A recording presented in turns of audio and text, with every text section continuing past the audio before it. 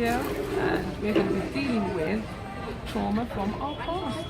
Hello people, Visions of Love, we're back in full effect, and yes, we're going to be talking about things that affect from the past and our future relationships or present.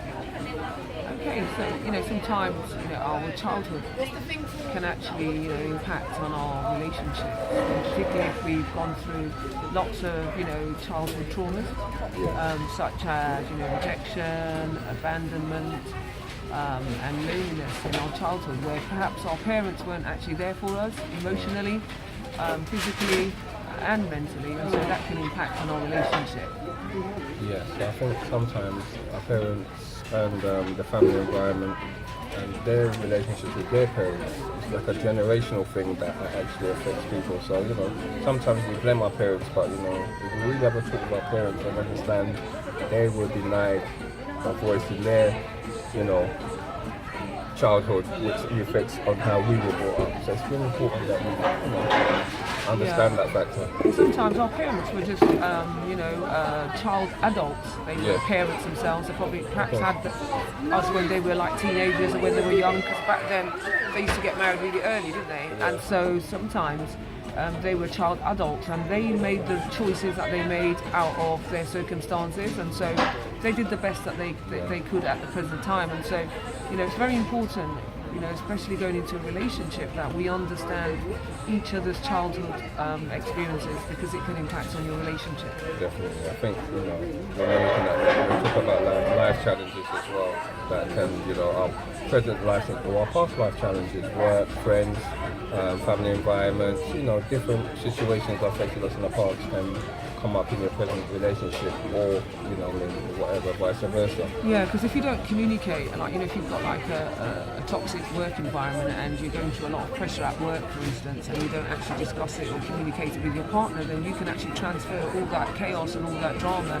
into your relationship. So communication is really key in terms of us getting over our childhood traumas. Yes, it's childhood and relationship, and even with friends as well. I think at the end of the day, there's so much different things that we go through, and it's very important that you have that clear communication, also that understanding, also the energy that partners come in and their mental capacity. I think it's very important that you're both on the same page, you understand, you commit, and you will know if the energies balance out. Yeah, totally. And so sometimes I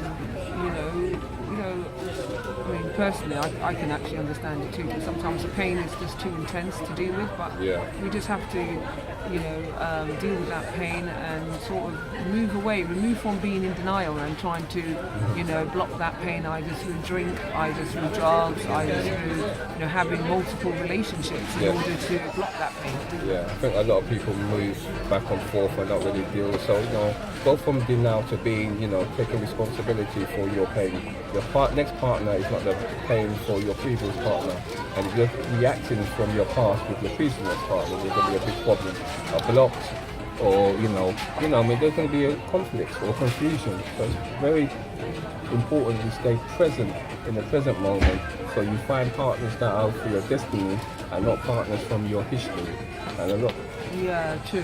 And so it's easier said than done, some may say, and I will actually also identify with that. But I think first and foremost, you just have to get that help, whatever help you need in order to deal with that pain, either therapist, either counselling, get whatever help you need to deal with that pain. We haven't got long. No, we don't. So let's give some solutions, Hannah. We're keeping nicely to the deadline, as we've been told. So yes, basically the solution is not to be in denial, be present and deal with your pain, and talk to your partner about it. I think it's very important. Yeah.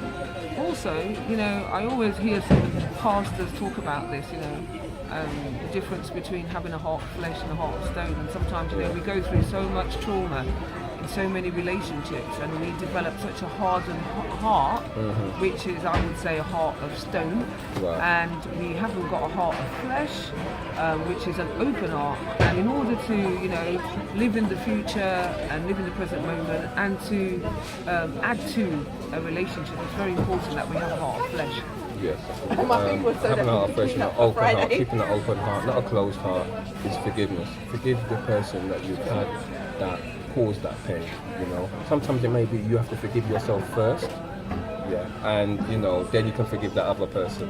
So Yeah. forgiveness is very important, that you True. can let go and bring closure. A lot of people don't bring closure, and this is where the traumatic from the past comes into the present. Yeah, and so when we say forgive, I mean, obviously we're human beings, we make wrong choices, make wrong decisions. Yeah. And so, we own up to those things. We're human beings after all. And so we forgive ourselves for making the wrong choices. And the impact of those choices can actually be quite devastating. But however, we've got to forgive ourselves. And as Godwin said so rightly, we need to forgive those people that have hurt us, release them. Perhaps we'll never forget what they've done, and perhaps we're actually living in some of the devastations that they have course. caused through their trauma that they've sort of passed on to us. But very important just to release them so that you can get freedom, isn't it? Yes, freedom of mind, body, and soul. So we're nearly finished now. Yes, I think we have finished. Yeah, and so we're going to be back. Soon with another episode of Visions of Love. Stay tuned, keep subscribing. Have a nice afternoon. Bye. Bye.